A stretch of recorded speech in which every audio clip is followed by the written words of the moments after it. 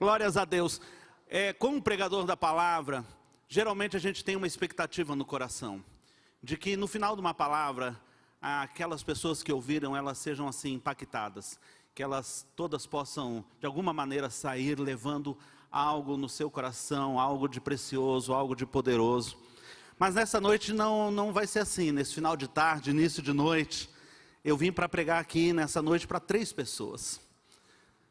Eu gostaria de comunicar ao coração de 3 pessoas que estão aqui nessa noite. E sabe, eu lembro muito da história de um professor que chegou na sala de aula e estava aquele tumulto e os alunos jogando papel em cima do outro, conversa, e ele diz assim: olha, me deem alguns minutos da sua atenção e depois vocês decidam o que vão fazer no resto do semestre.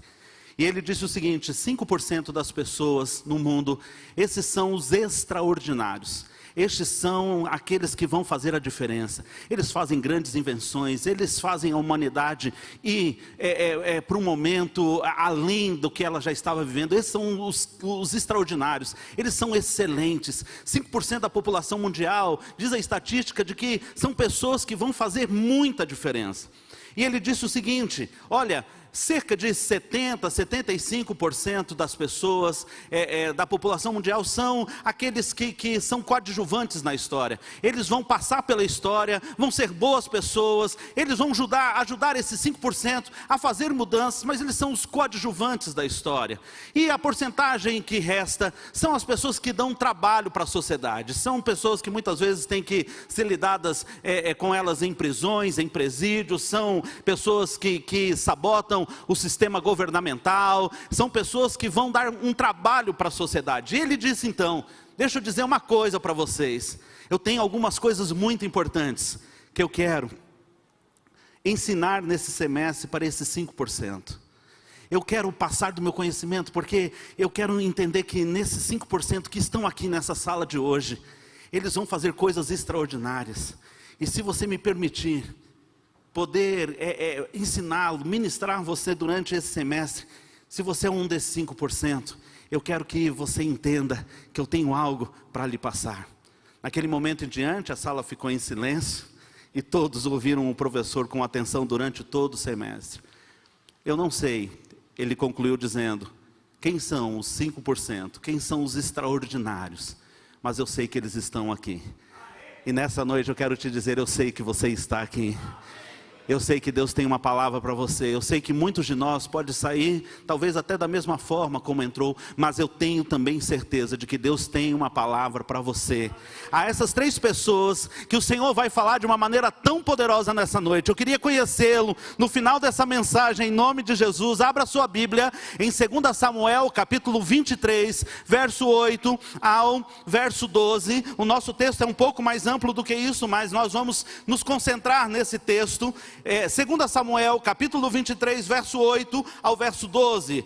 Diz a palavra do Senhor: são estes os nomes dos valentes de Davi: Josebe-Basebete. Repita comigo: Josebe-Basebete, filho de Taquemone, o principal de 3. Este brandiu a sua lança contra 800 e os feriu de uma vez. Depois dele, Eleazar, filho de Dodô, filho de Aoi, entre os 3 valentes que estavam com Davi, quando desafiaram os filisteus ali reunidos para a peleja. Quando já se haviam retirado os filhos de Israel, ele se levantou e feriu os filisteus, até lhe cansar a mão e ficar pegada a espada. Naquele dia, o Senhor efetuou o grande livramento, e o povo voltou para onde Eleazar estava, somente para tomar os despojos. Depois dele, Samá, filho de Agé, o Ararita, quando os filisteus se ajuntaram em Neí, onde havia um pedaço de terra cheio de lentilhas, e o povo fugia de diante dos filisteus, pôs-se Samá no meio daquele terreno, e o defendeu, e feriu os filisteus, e o Senhor efetuou grande livramento. Feche seus olhos. Pai,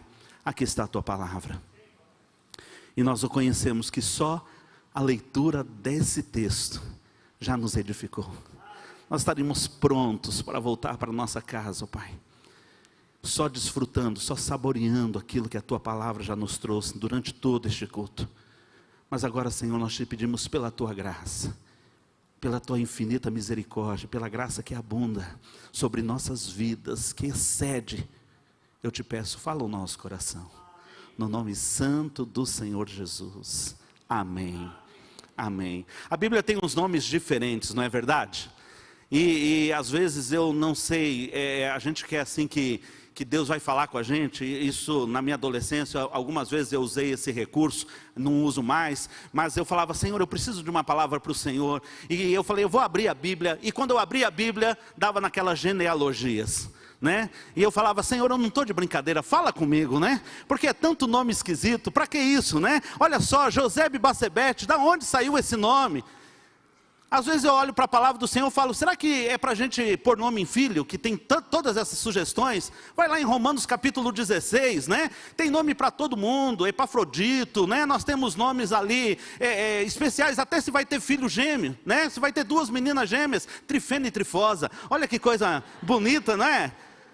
Mas por que essa quantidade de nomes? O Senhor tem tantas coisas importantes para nos comunicar. Às vezes ali a gente está com uma sequência de nomes que para a gente faz pouco sentido. Deixa eu te explicar, porque a Bíblia nada mais é do que a história de como Deus escreve através de pessoas comuns fazer coisas extraordinárias. Extraordinárias.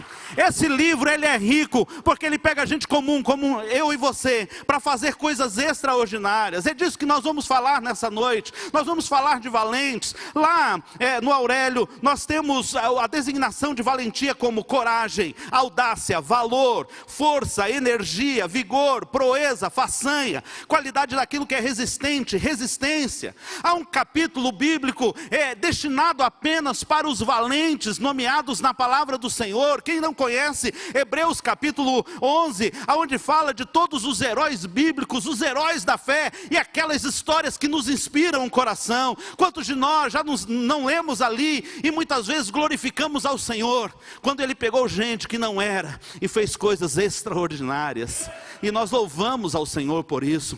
Eu olho aquelas histórias de vitória, eu olho as histórias de Gideão, eu olho a história de Daniel, de Moisés, eu olho a história de tantos outros, mas o que me chama a atenção está lá a partir do versículo 33 do livro de Hebreus, capítulo 11, quando ele diz: os quais por meio da fé subjugaram reinos. Diga glória a Deus.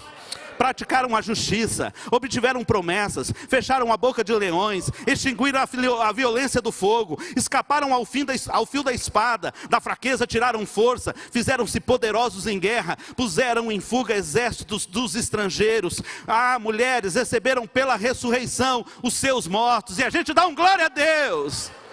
Mas a história de fé não é apenas a história desses homens, que aparentemente são histórias de sucesso. O texto continua dizendo: alguns foram torturados, não aceitando seu resgate, para obterem superior ressurreição. Outros, por suas vezes, passaram pela prova de escarnos, açoites, de algemas, de prisão. Foram apedrejados, provados, cerrados pelo meio, mortos a fio da espada. Andaram peregrinos, vestidos de pele de ovelhas e de cabras, necessitados, afligidos, maltratados. Eu posso completar, pastor, dizendo: recusaram o próprio alimento para se alimentar da palavra.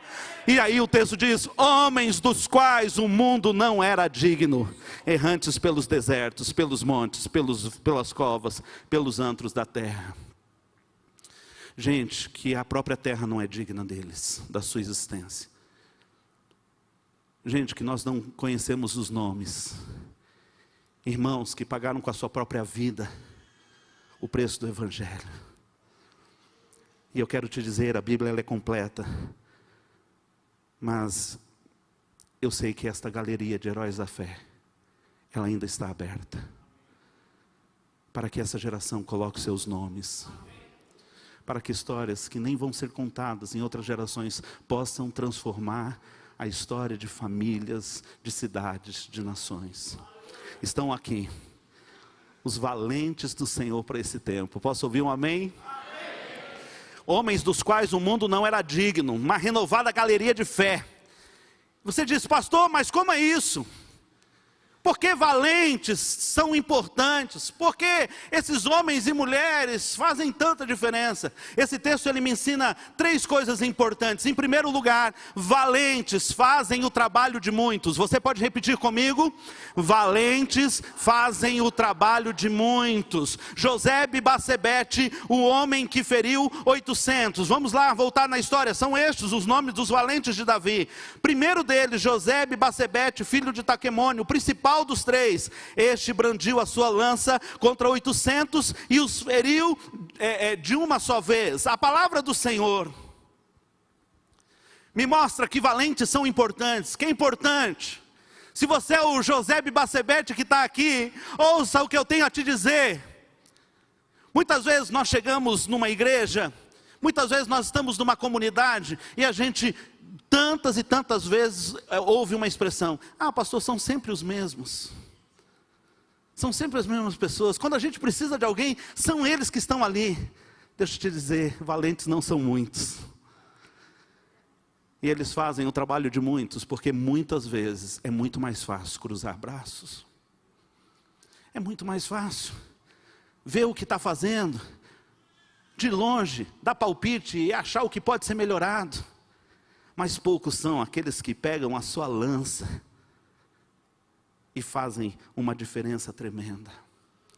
Logo que o Senhor trouxe essa palavra para o meu coração, falo: Senhor, a gente muitas vezes está ali, ó Deus, lidando, e há tanto que ser feito, há tanta gente talentosa, há tanta gente, ó Pai amado, que pode fazer a diferença, há tantos líderes em potencial, ó Pai amado, que podem abrir as suas casas, que podem ensinar, que já tem de sobra.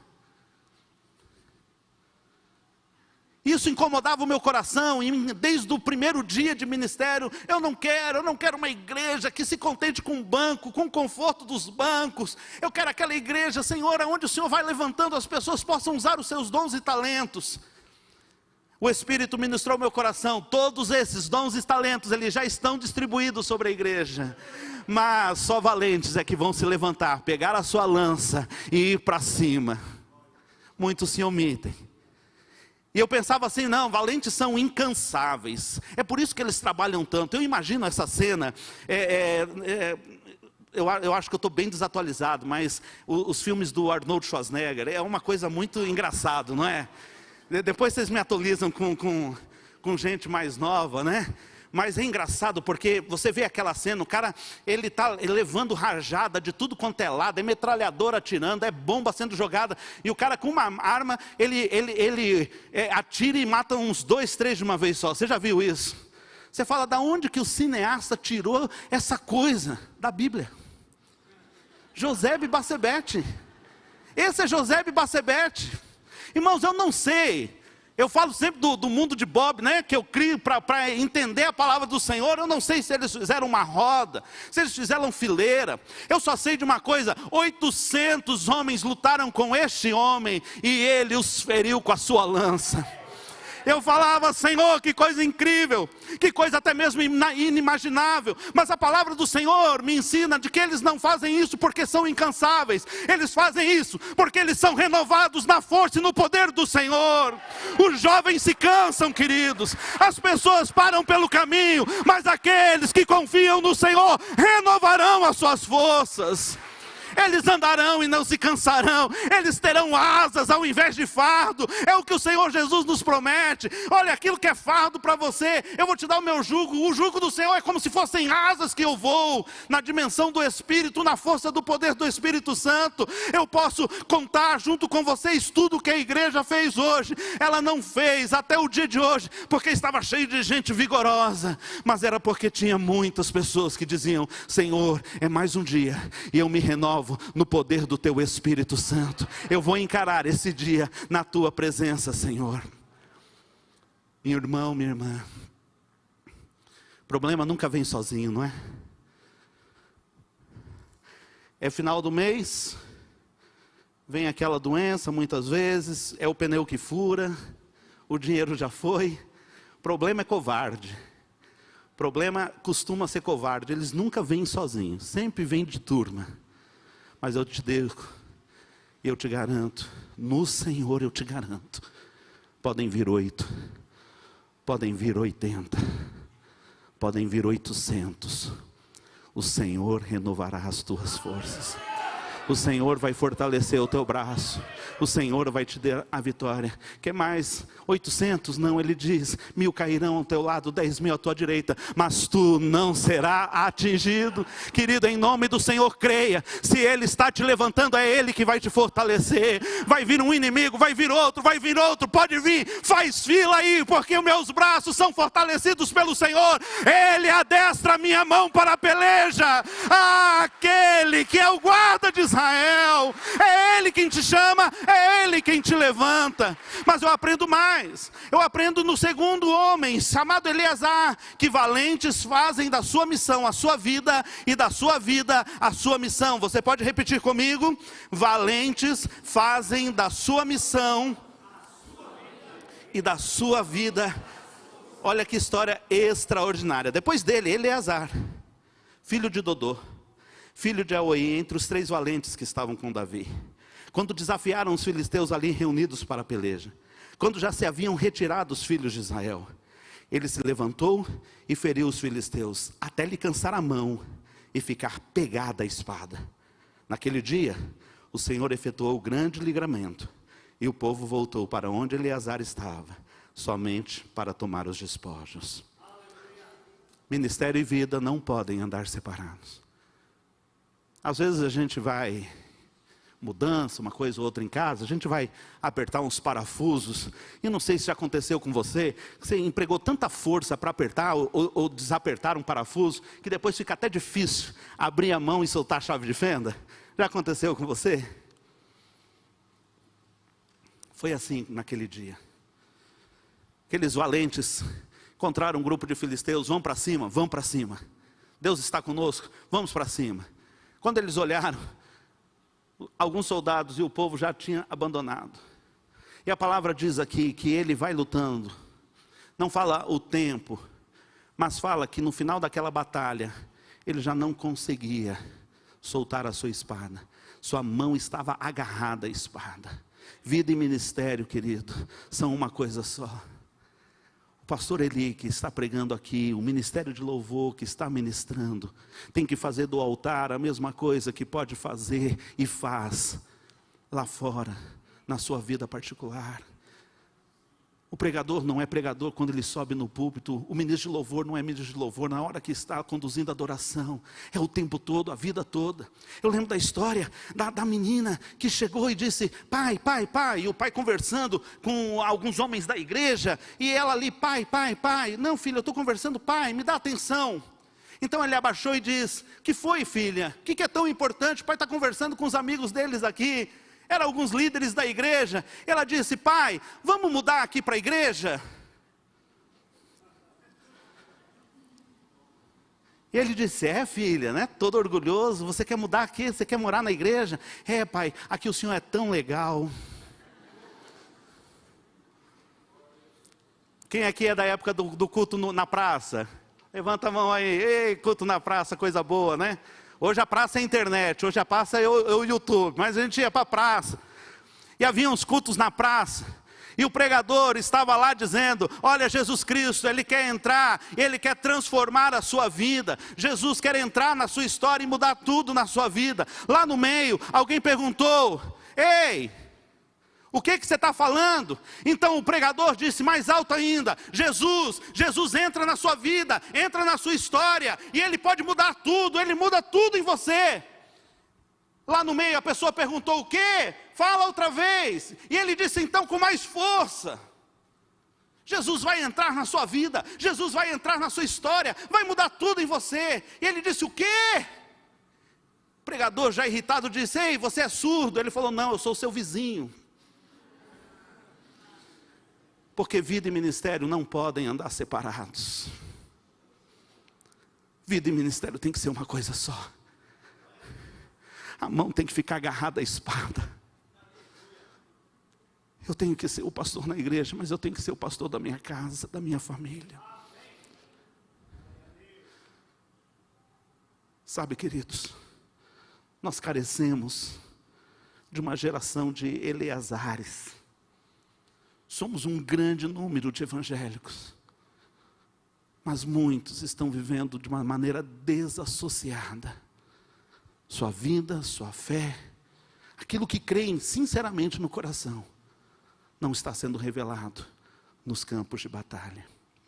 Eleazar me ensina de que esses poucos valentes que lutam até o final, que agem com garra, agem com raça, que têm a mesma vida aqui no altar, a mesma vida lá fora, essas pessoas que fazem a diferença.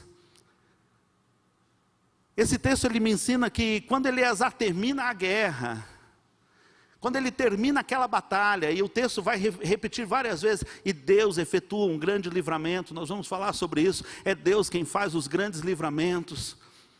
Mas sabe, quando ele termina a batalha, diz o texto, que o povo voltou para separar os despojos. Eu não vim falar com os que param pela metade do caminho. Eu não vim falar nessa noite, eu disse bem claramente que eu não falo com os covardes que fogem no meio da batalha.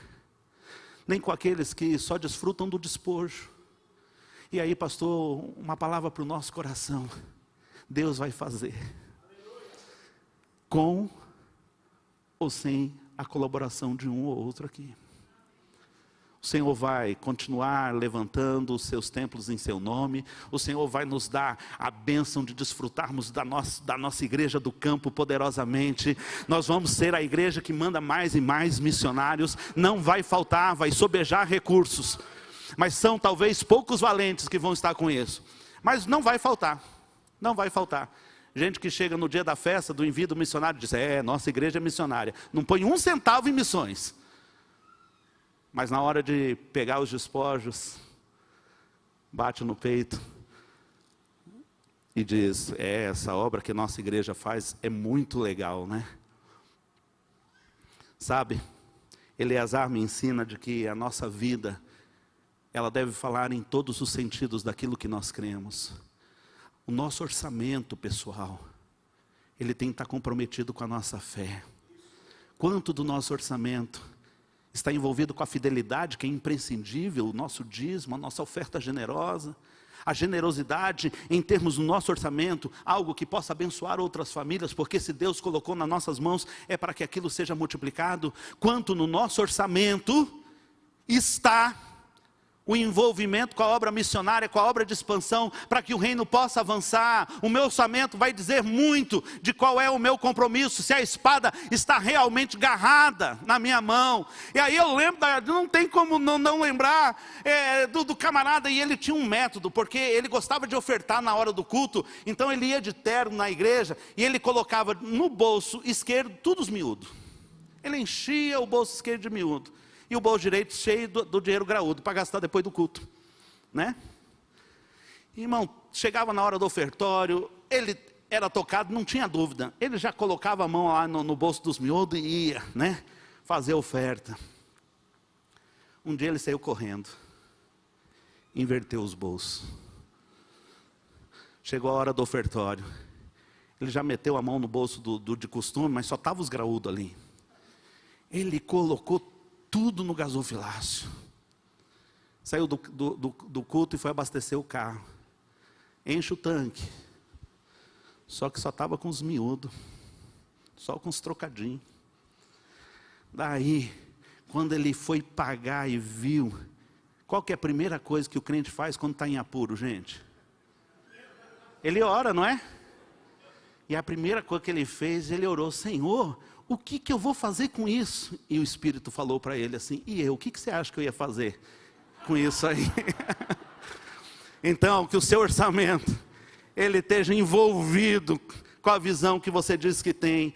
E há uma terceira lição, valentes são a última fronteira de resistência ao inimigo. Há um homem chamado Samá, diz o texto, versículo 11, depois dele, Samá, filho de Ageu, Ararita, quando os filisteus se ajuntaram em Leí, onde havia um pedaço de terra cheio de lentilhas, e o povo fugia de diante dos filisteus, pôs-se Samá no meio daquele terreno, e o defendeu, e feriu os filisteus, e o Senhor efetuou grande livramento. Diga, o Senhor efetuou grande livramento. Diga, o Senhor efetuou Grande livramento, é do Senhor, é do caráter do Senhor fazer coisas extraordinárias. Mas Samar me ensina que valentes são a última fronteira de resistência ao inimigo. Você pode repetir isso comigo?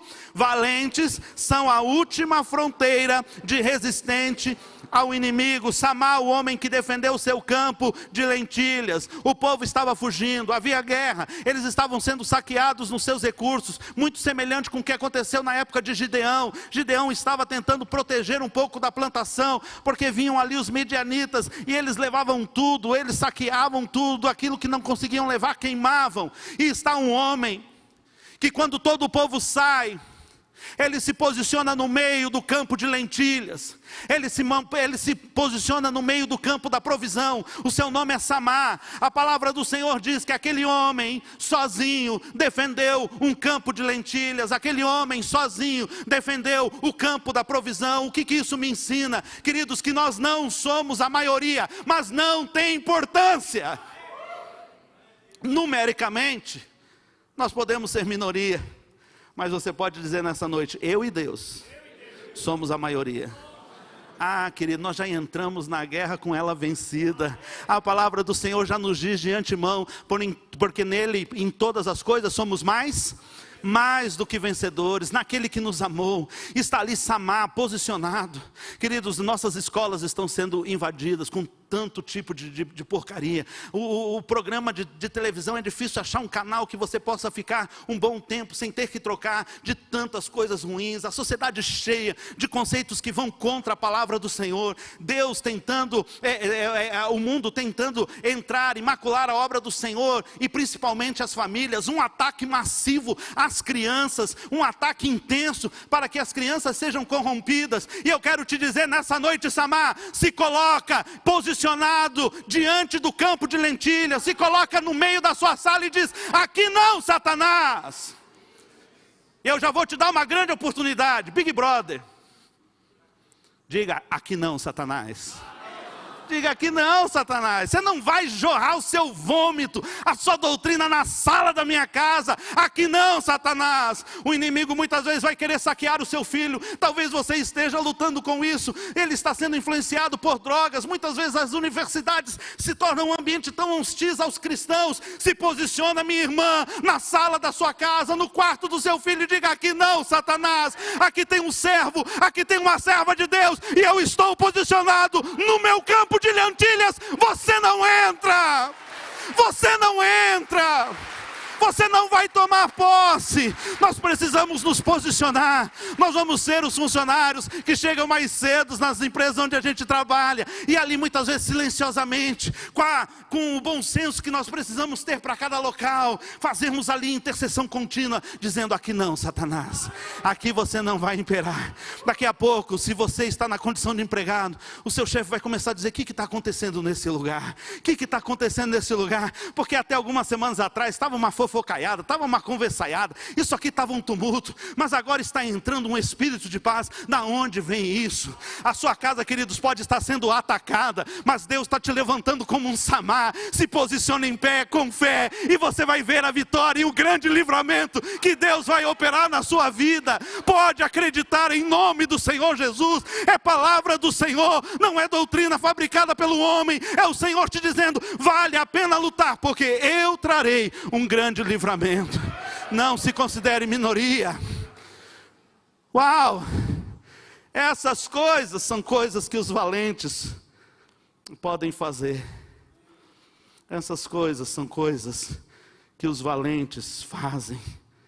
A palavra do Senhor nos conta, e agora eu queria ir com você lá para o versículo 15. 2 Samuel 23, 15. É algo muito interessante, é a continuação dessa história. E diz o texto, vamos ler juntos? Suspirou Davi e disse: quem me dera beber água do poço que está junto à porta de Belém. Então aqueles 3 valentes romperam pelo acampamento dos filisteus e tiraram água do poço junto à porta de Belém, e tomaram-na e a levaram a Davi. Ele não a quis beber, porém a derramou como libação ao Senhor. E disse: longe de mim, ó Senhor, fazer tal coisa. Beberia eu, de maneira que não a quis beber. São estas as coisas que fizeram os 3 valentes. Glória a Deus. Passei 5 anos fora de Campo Grande. E tinha uma coisa, pastor, perde o ponto, o pessoal né? Desculpa aí vocês. Só andar devagar, né?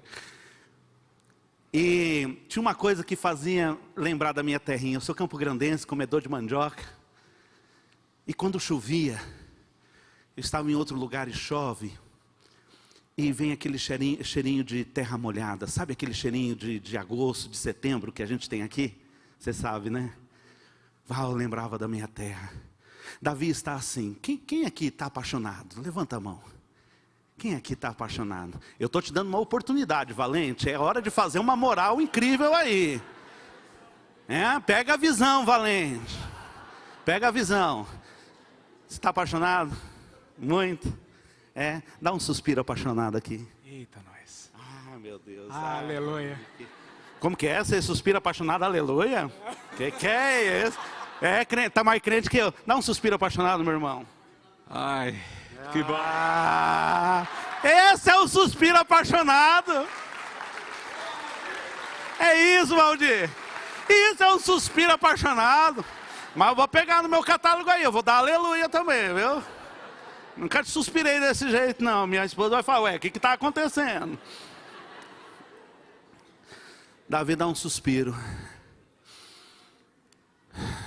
Que saudade daquela água fresquinha que tem naquele poço na porta de Belém. Perto do covarde, desculpe, eu não vim falar com covardes. Você pode gritar. Você pode dar testemunhos como você acabou de dar aqui. Você pode gritar, ele vai olhar para o lado e vai dizer, será que é comigo mesmo? Só que valentes, eles ouvem suspiro do rei. Valentes ouvem o suspiro do rei. O rei suspirando é como se fosse para eles chamar para a briga. Um suspiro do rei vale para eles como uma ordem explícita dada. E o rei suspira, querendo um gole de água, com saudade de beber aquela água fresquinha que ele sabia que havia naquele poço de Belém. Quando eles ouvem o suspiro do rei, porque valentes são assim, eles olham um para o outro e dizem, é com a gente. É com a gente, o rei está nos chamando, essa briga é nossa. Se é briga do rei, se é o gosto do rei, se é o desejo do rei, ele está falando com a gente. E a parte que eu vou contar agora, ela não está assim na Bíblia, tá? Mas é a maneira como eu imagino, porque eles então se perfilam e os 3 vão em direção a Belém, que estava sitiada pelos filisteus. Eu imagino a cena, porque havia uns guardas, havia ali o pessoal que estava fazendo a vigia. Então eles olham ao longe e falam, gente, quem vem lá? E um deles diz o seguinte, olha quem está vindo lá, está vindo Josebe Bacebete. Rapaz, Josebão não é fácil não, Josebão ele pega a lança dele, pode vir 800 que ele vai para cima. Outro diz, rapaz, mas ele não está sozinho não.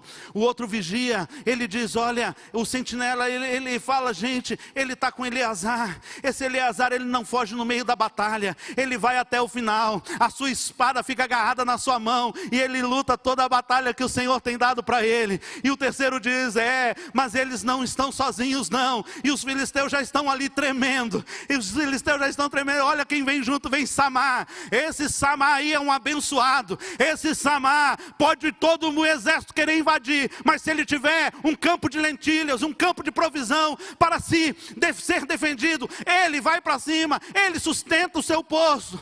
O primeiro disse, gente, deu o horário do meu turno, estou indo embora.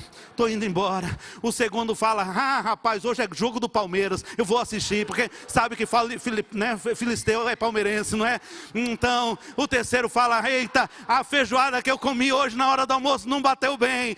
Queridos, não está na Bíblia, mas uma coisa está na Bíblia, de que eles romperam pelo arraial do inimigo, pegaram água para o rei, e voltaram, porque valentes são conhecidos no mundo espiritual. Meu irmão, quando você se ajoelha ali no silêncio do seu quarto, você não sabe, mas o céu está em prontidão, esperando a ordem do Senhor, e o inferno está tremendo. Eu vou dizer uma coisa para você, não tem coisa que o inferno tem mais medo do que uma irmãzinha de coque de joelho no chão. Do que um homem de Deus na sua simplicidade, clamando e chorando na presença de Deus. Quando eles chegam diante de Davi, Davi diz: eu não posso beber essa água, eu não sou digno dessa água, eu não sou digno. Vocês, é como se eu estivesse bebendo o próprio sangue de vocês. Vocês foram lá com risco da vida de vocês para me satisfazer o meu desejo. Não, eu vou ofertar ao Senhor, só Ele é digno desta água que vocês trouxeram. Mas sabe, o pai suspirou dizendo: ai, que saudade de beber da adoração do Valdir, que saudade da adoração do Djalma, do Gilson, do Eli, que saudade da adoração do Jet, que saudade, que saudade, que saudade. Mas ao lado do pai estava o valente dos valentes. O seu nome é Jesus, Rei dos reis, Senhor dos senhores. E ele então se levanta do lado do pai e diz: eu vou buscar como oferta ao Senhor a vida desses que o Senhor tem tanta saudade. Eu vou restaurá-los e trazê-los na tua presença, Pai. Então o valente dos valentes se levantou e desceu em forma de menino, e enfrentou todos os gigantes, a saber, o maior de todos eles, a morte. Esse é Jesus, esse é o seu rei. O dia que você estiver sendo chamado valente do Senhor para qualquer que seja a obra, saiba em nome de qual rei você vai. Quem é o seu rei?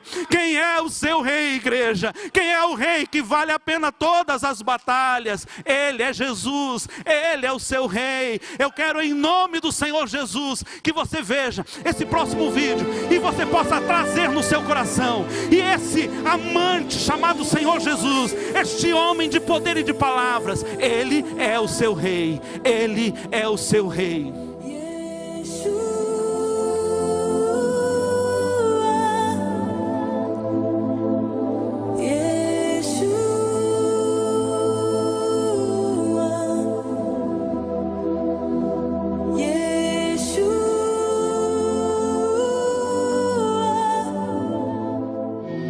A Bíblia diz que o meu rei é o rei dos judeus. Ele é o rei de Israel. Ele é o rei de justiça. Ele é o rei da história. Ele é o rei do céu. Ele é o rei da glória. Ele é o rei dos reis. Ele é o Senhor dos senhores. Este é o meu rei. Me pergunto se você o conhece. Meu rei é um rei soberano. Nenhum tipo de medida pode definir o seu amor ilimitado. Ele é continuamente forte, Ele é inteiramente sincero, Ele permanece para sempre, Ele é imortalmente gracioso, é imperialmente poderoso, Ele é imparcialmente misericordioso. Este é o meu rei Yeshua. Ele é o Filho de Deus, Ele é o Salvador do pecador, Ele é a peça central da civilização, Ele vive em si mesmo, Ele é augusto, Ele é o único, Ele é sem paralelo, Ele é sem precedentes, Ele é supremo, Ele é preeminente, Ele é a sublime ideia na literatura. Ele é a mais alta personalidade na filosofia. Ele é o problema supremo na alta crítica. Ele é a doutrina fundamental da teologia verdadeira. Ele é o único qualificado para ser um salvador totalmente suficiente. Me pergunto se você quer conhecê-lo hoje. Ele é o milagre do século. Ele é o único capaz de suprir todas as nossas necessidades simultaneamente. Ele supre força para o fraco. Ele está disponível ao tentado e ao atribulado. Ele se compadece e salva. Ele guarda e guia. Ele cura o doente. Ele limpa o leproso. Ele perdoa pecadores. Ele absolve devoradores. Ele liberta os cativos. Ele defende o fraco. Ele abençoa abençoa o jovem, Ele serve ao desafortunado, Ele honra o velho, Ele recompensa o diligente e embeleza o humilde. Você o conhece? Você conhece Yeshua? Meu rei é a chave do conhecimento, Ele é a fonte da sabedoria, Ele é a entrada da libertação, Ele é o caminho da paz, Ele é a estrada da justiça, Ele é a vereda da santidade, Ele é o portão da glória, Ele é o mestre dos poderosos, Ele é o capitão dos conquistadores, Ele é a cabeça dos heróis, é o líder dos legisladores, Ele é o superintendente dos vencedores, Ele é o governador dos governadores, Ele é o príncipe dos príncipes, Ele é o rei dos reis, Ele é o senhor dos senhores. Este é o meu rei, seu ofício é múltiplo, sua promessa é certa, sua luz inigualável, sua bondade não tem limites, sua misericórdia é eterna, seu amor nunca muda, sua palavra é plena e a sua graça é suficiente. Seu reino é justo, seu fardo é leve, seu jugo é suave. Bem, eu desejaria poder descrevê-lo para você, mas ele é indescritível. O meu rei é indescritível, ele é incompreensível, ele é invencível, ele é irresistível. Estou tentado lhe dizer, amado, que os céus dos céus não pôde contê-lo, muito menos um homem explicá-lo. Você não pode tirá-lo da sua mente, você não pode afastá-lo de suas mãos, você não pode prolongar os seus dias e não pode viver sem ele. Os fariseus não suportaram, mas descobriram que não podiam pará-lo. Pilatos não achou falha nele, as testemunhas não conseguiram fazer com que seus testemunhos concordassem sobre ele. Herodes não pôde matá-lo, a morte não pôde lidar com ele, e a sepultura não pôde contê-lo. Este é o meu rei, ele sempre foi, ele sempre será. Eu estou falando sobre o fato que ele não teve predecessor e não terá nenhum sucessor. Não havia ninguém antes dele e não haverá ninguém após ele. Você não pode depô-lo, ele não irá renunciar. Este é o meu rei, louve ao Senhor. Este é o meu rei, teu é o reino, o poder e a glória. Todo o poder pertence ao meu rei. Nós ouvimos falar de poder negro, poder branco, poder verde, mas o poder é de Deus. Teu é o poder, tua é a glória. Tentamos conseguir prestígio, honra, glória para nós mesmos, mas a glória é toda dele. Teu é o reino, teu é o poder, a glória para sempre, sempre, sempre. Quão longo é isso? Sempre, sempre, sempre. E quando você passar por todos para sempre, então é o homem. Oh, aleluias! Esse é o seu rei, esse é o seu rei. E eis que eu vi o céu aberto e vi um cavalo branco, estava montado nele um que se chama-se Fiel e Verdadeiro. É ele que julga e peleja pela justiça. Os seus olhos são como chama de fogo, sobre a sua cabeça tem diademas. Ele tem um nome escrito que ninguém sabe não ser ele mesmo. Está vestido de um manto salpicado de sangue, pelo qual o nome que se chama, ele é o Verbo de Deus. Seguiam-no os exércitos que estão no céu, com cavalos brancos, investidos de linho fino, branco e puro. Da sua boca saiu uma espada afiada, para ferir com elas as nações, e ele as regerá com a sua vara de ferro. E ele mesmo é o que pisa o lagar do vinho, do furor da ira do Todo-Poderoso. No seu manto está escrito, na sua coxa está tatuado: Rei dos reis, Senhor dos senhores. Este é o meu rei. Aqueles três valentes fizeram o que fizeram por Davi. O que você fará pelo seu rei? O que você fará pelo seu rei? Nós vamos adorar ao Senhor neste momento, mas eu gostaria que só ficassem em pé nesse lugar 3 pessoas. Eu vim nesta noite falar com 3 pessoas. Eu vim falar com você, José Bacebete, um homem que vai enfrentar quantos inimigos forem em nome do rei. Eu vim falar com você, Eleazar. Cadê você, Eleazar? Homem que faz da sua vida a sua missão, mulher de Deus que faz da sua missão a sua vida. Eu vim falar com você, Samar. Onde você está, Samar? Para dizer, neste mundo tão atacado, Aqui não, Satanás, no meu campo de lentilhas você não entra. Onde estão os valentes de Davi? Onde estão os valentes do Senhor Jesus? Fique em pé onde você está, em nome de Jesus. Diga: Senhor, eis-me aqui. Vamos adorá-lo.